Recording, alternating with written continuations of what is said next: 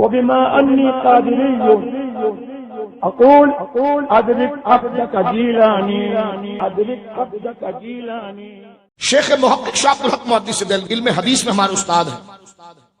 جتنے مکاتب فکر جو درس نظامی پڑھاتے ہیں اور جو سیاستہ پر نظر رکھتے ہیں، جو اپنے آپ کو اہل سنت کہلانے کی طرف آتے ہیں اہل تشیع کے مقابلے میں، ان تمام کی سند حدیثیں گھوم کر رسول اللہ تک پہنچتی کب ہے، وہ عجم سے نکل کر عرب میں داخل کب ہوتے ہیں، تو عجم کا بارڈر جہاں انٹری کی مہر لگتی ہے وہ شیخ عبد الحق محدث دہلوی.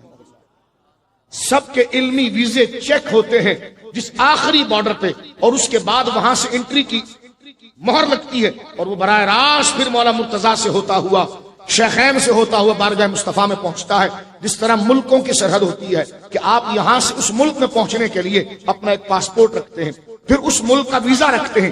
ویزا وہ میرے بھائیوں جعلی ہے یا صحیح، پاسپورٹ صحیح ہے کہ نہیں، آخری انٹری بورڈنگ کارڈ لینے کے بعد، سامان لوڈ کرنے کے بعد امیگریشن آفیسر کے پاس ہوتی ہے. وہ امیگریشن آفیسر خود ایک ریاست ہوتا ہے، وہ خود ایک ریاست ہوتا ہے، اس کا قلم چلنا ریاست کی اجازت.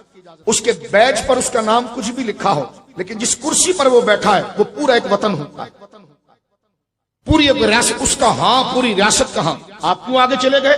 جی امیگریشن آفیسر نے سٹیمپ لگا دی.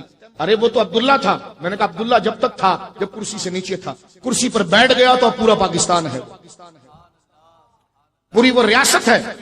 ہر آدمی اس بات کو سمجھتا ہے. تو آپ نے جس وطن کی طرف جانا ہے وہاں کا پہلے انٹری ویزا آپ لیتے ہیں، پھر آپ اس وطن کے ہیں بھی کہ نہیں جو ادھر جانا چاہ رہے ہیں، تو اس کے لیے آپ اپنی نیشنلٹی کے طور پر پاسپورٹ کو شو کرتے ہیں. یہ پاسپورٹ بتاتا ہے کہ آپ اس وطن کے ہیں، ویزا بتاتا ہے کہ آپ کو اجازت وہاں جانے کی ہے، اور ان دونوں کی تصدیق امیگریشن آفیسر آپ کا ڈیٹا چیک کر کے کرتا ہے.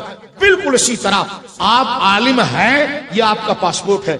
آپ مدینے تک پہنچنا ہے، یہ آپ کا ویزا ہے. اس کا امیگریشن آفیسر شاہ عبد الحق محدث دہلوی ہے.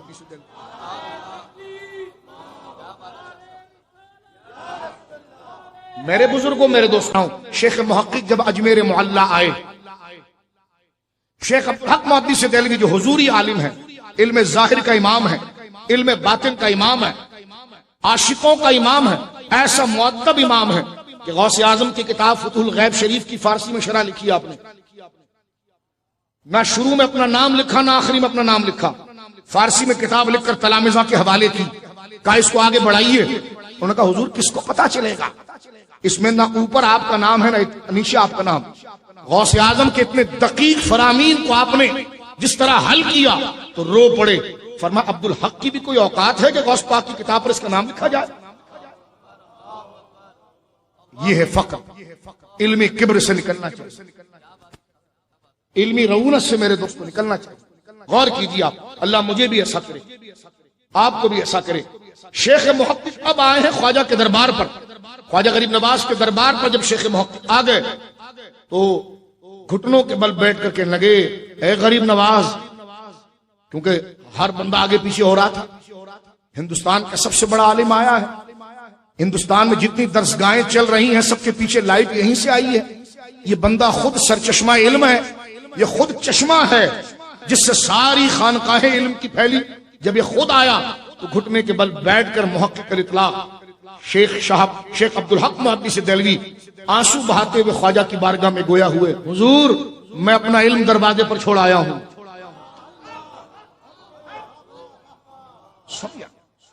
اس ہال کے دروازے پر آ گئے نا تو آپ نے اپنا مرتبہ باہر چھوڑ دینا ہے.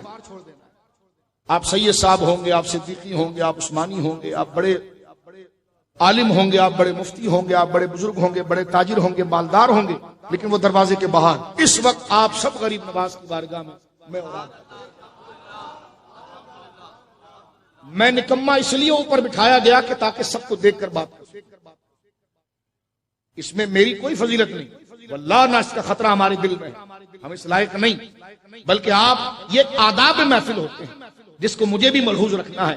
یہ لوگ میرے لیے نہیں آئے، یہ غریب نواز کے لیے آئے، اور میں اگر ان کے لیے تقریر کروں تو زندگی برباد ہو گئی. یہ جن کے لیے آئے تو میں بھی ان کی طرف چلوں تو خدا ان کو بھی بخش دے اور مجھے بھی بخش دے. اب غور کیجئے میرے دوست، شیخ محقق کے جملے کتنے قیمتی تھے. آپ ارشاد فرماتے ہیں، فرماتے غریب نواز میں نے اپنا علم دروازے پر چھوڑ آیا اور آپ سے تو میں اب علم لینے آیا. یہ آداب ہیں. اب امام ربانی مجدد فسانی جن کے فیضان علم کا یہ حال ہے کہ آپ کو اجلہ صوفیہ نے کہا مجدد السانی. کیا کہا؟ مجدد السانی. الف کہتے ہیں ہزار کو عربی میں، ثانی کہتے ہیں سیکنڈ کو. فرمایا یہ مجدد وہ ہے اس نے تجدیدی کام اتنے اہم مسائل پر کیے ہیں کہ یہ رہا تو اس صدی میں ہے، لیکن اس کی تعلیمات کے فارمولے آگے اس کام کے لیے 1000 سال تک کام آئیں گے. کیا کہا حضرت اقبال نے؟ اس کو دیکھو نام بھی اس کا نہیں پتا. مجدد صاحب کو 500 سال ہو گئے، سب جانتے. فرمایا کہ گردن نہ جھکی جس کی جہانگیر کے آگے، جس کی گرمی نفس میں ہے گرمی احرار، وہ ہند میں سرمایہ ملت کا نگہبان، اللہ نے کیا جس کو بر وقت خبردار. کتنا بڑا آدمی ہے. اب یہ آیا، اب یہ آ رہے ہیں خرامہ خرامہ ادب و تعظیم کے ساتھ اجمیر معلیٰ. میں اس لیے سراؤنڈنگ کا ماحول، تقریر مجدد صاحب پر نہیں ہے، دربار خواجہ ہی پر ہے، لیکن ہم کمزور لوگ ہیں، ہم ماحول دیکھ کر بندے کو جانتے ہیں. امام ربانی جس وقت آئے دربار مقدسہ پر اور آپ نے امام ربانی نے حاضری دی جس کے خود لطائف اتنے روشن ہیں میرے دوستو بزرگوں، اور کمالات جب حاضری دی خواجہ کے دربار پر اور آنکھوں میں آنسو لوٹنے لگے تو ایک خادم میں تعظیماً بھاگا اور خواجہ صاحب کے مزار کی چادر اٹھا لایا. خواجہ صاحب کے مزار مقدسہ کی اوپر جو تعویذ مبارکہ پر ڈلی ہوئی چادر تھی وہ میرے بھائی اٹھا لایا. وہ چادر لا کر حضرت مجدد کو دی. مجدد نے ہاتھ میں لے کر فرمایا کیا ہے؟ کس کی ہے؟ فرمایا خواجہ کی ہے. تو فوراً چوم کر اپنی آنکھوں میں لگایا. مقامات مجدد اٹھا کر دیکھیں، یہ مستند ہمارے سلاسل مجددیہ کے مشرب میں شامل کتاب ہے. اور چوم کر کافی دیر تک کھڑے رہے.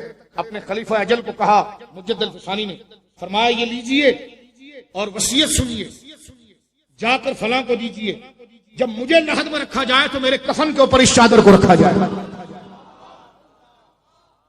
یہ ہے غریب نواز کی قدر و منزلت، یہ ہے غریب نواز کا مقام و مرتبہ. اب میں تھوڑا سے قریب آپ کو لاتا ہوں اور چند باتیں آپ کی خدمت میں. یہ 2 مرحلے ہمارے آسانی کے ساتھ عرض کیے میں نے. اب یہ تیسرا، پھر اس کے بعد اگر آپ لائن دیکھیں گے تو کون نہیں پہنچا خواجہ کے دربار، چاہے وہ سیاسی لیڈر ہو، چاہے وہ مذہبی پیشوا ہو، کون نہیں آیا دربار خواجہ پر. بلکہ انگریزوں تک نے یہ بات اپنے مشاہدے میں لکھی کہ ہندوستان میں ایک قبر ہے جو سارے ہندوستان پر راج کرتی.